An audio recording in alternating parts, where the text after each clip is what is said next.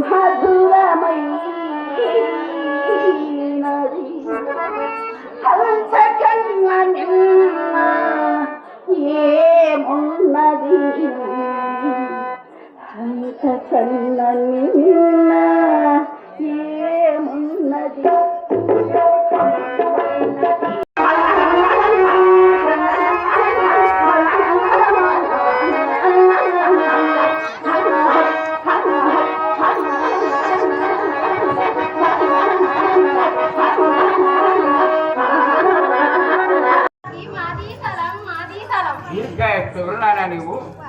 తండ్రి, నేను కడప నవాబ్ గారి యొక్క జవానును.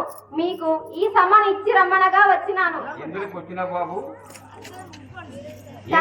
ఏది తిమ్ము నాయన సిద్ధ ఇంకేమి కలదు చదివి వినిపించుము నాయన.